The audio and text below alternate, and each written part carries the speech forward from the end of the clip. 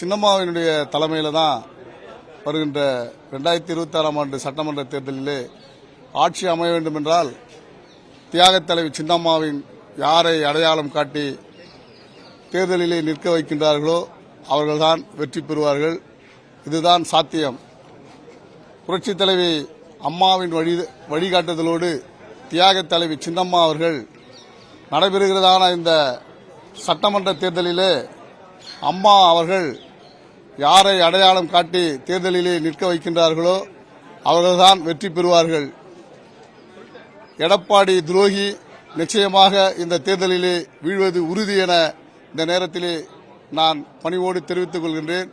வருகின்ற சட்டமன்ற தேர்தலிலும் சரி, உள்ளாட்சி மன்ற தேர்தலிலும் சரி, அம்மா சின்னம்மா அவர்கள் யாரை அடையாளம் காட்டுகிறார்களோ அவர்கள்தான் வெற்றி பெறுவார்கள். தமிழகத்தை இனிவரும் காலங்களில் காக்கப் போகின்ற ஒப்பற்ற தலைவி தியாகத் தலைவி அம்மாவின் மறு உருவம் தியாகத் தலைவி சின்னம்மா அவர்கள் மட்டுமே. உலக வரலாற்றில் முதல் முறையாக ராணுவ வீரர்களால் மக்களுக்காக தொடங்கப்பட்ட கட்சி இது. அந்த கட்சி சார்பாக இன்னைக்கு நாங்கள் அம்மாவை மரியாதை நிமித்தமாக சந்திச்சுட்டு போயிருக்கோம். அவ்வளோ அம்மாவோட வருகை எங்களுக்கு ரொம்ப சந்தோஷமா இருக்கு. அம்மாவை சந்திச்சது மிக்க மகிழ்ச்சி அளிக்கிறது. சின்னம்மா அவர்கள் புரட்சித் தலைவர் எம்ஜிஆருக்கு அப்புறம் கட்சியை உருவாக்குனது புரட்சி தாய் சின்னம்மா அவர்களுக்கு மட்டும்தான் அதில் முழு கடமை உண்டு. இதே இன்னைக்கு பல துஷ்டர்கள் அவங்கள இதிலிருந்து வெளியேற்றி அழகு பார்த்துருவோம் அந்த கட்சியை நினைக்கிறாங்க. அது துளியும் நடக்காது. இன்னைக்கு அம்மா 26ல் அவங்க யாரை நிர்ணயம் பண்ணி நிப்பாட்டுறாங்களோ அவங்க தான் அந்த தொகுதியில் வின் பண்ண முடியும். அதில் எந்த மாற்று கருத்தும் கிடையாது. அது எதிரிகளுக்கு அது நல்லா தெரியும். அதற்கு நாங்கள் சின்னம்மா அவர்கள் என்ன ஆணையிட்டு சொன்னாலும் தமிழகம் முழுக்க எங்களோட விசுவாசிகளை வச்சு அதற்கு நாங்கள் வேலை பார்க்க நாங்கள் அனைவரும் தனியாக இருக்கு. அதில் செயல்படுறதுக்கு நாங்கள் சிறப்பாக அதில் நடைமுறை செய்வதற்கு நாங்கள் துணிஞ்சு நிற்கிறோம். அதான் சொல்லியிருக்கோம்ல, துஷ்டர்களால் உருவாக்கப்பட்ட கட்சி இவங்க தான் உருவாக்குனாங்க. அந்த துஷ்டர்களால் அவங்க வெளியேற்றப்பட்டதுனால இன்னைக்கு அவங்க தனிச்சு செயல்படுறதுக்கு தனி மனிதரை ஆளாக்கியிருக்காங்க. அதில் இவங்க தான் அனைத்து இந்திய அண்ணா திராவிட முன்னேற்ற கழகம்ன்றதை நாங்கள் நிர்ணயம் பண்ணுறதுக்காண்டி அவங்களுக்கு உறுதுணையாக நாங்கள் நிற்கிறோம்.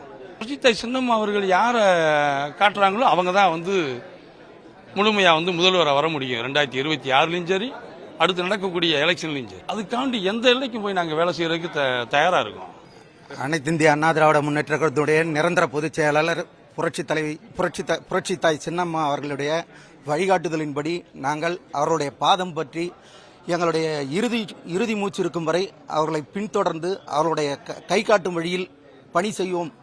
அனைத்து இந்திய அண்ணா திராவிட முன்னேற்ற கழகத்துடைய நிரந்தர பொதுச் செயலாளர் எங்களுடைய புரட்சித்தாய் சின்னம்மா அவர்கள் மட்டுமே. இதற்கு முன்னாடி யார் வேணாலும் பொதுச் செயலாளர் அதுன்னு சொல்லியிருக்கலாம், இதே தெய்வம் அம்மாவுக்கு பிறகு.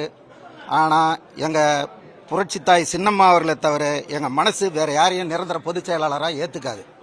அந்த பக்குவத்தில் தான் நாங்கள் இன்றைக்கி வரலும் எங்கள் அம்மாவோட பாதத்தை பின்பற்றி நடந்துட்டுருக்கோம். எங்கள் அம்மாவுடைய கரத்தை வலுப்படுத்துறதுக்கு எந்த எல்லைக்கு வேணாலும் போய் அயராது உழைப்போம்னு சொல்லிட்டு உறுதிமொழியோடு சொல்லிட்டு போகிறேன். புரட்சித் தலைவர் எம்ஜிஆர் நாமம் வாழ்க, புரட்சித் தலைவர் அம்மா நாமம் வாழ்க. எங்கள் புரட்சித்தாய் சின்னம்மா அவர்களுடைய புகழ் ஓங்குக ஓங்குக ஓங்குக. இந்த தேர்தலை பொறுத்த வரைக்கும் எங்கள் சின்னம்மா யார் கையை காட்டுறாங்களோ அவங்க தான் முதல்வராக வர முடியுன்றது எங்களுக்கு அபரிமிதமான நம்பிக்கை. அது ஆண்டவன் மேலே ஆணையிட்டு சொல்கிறேன்.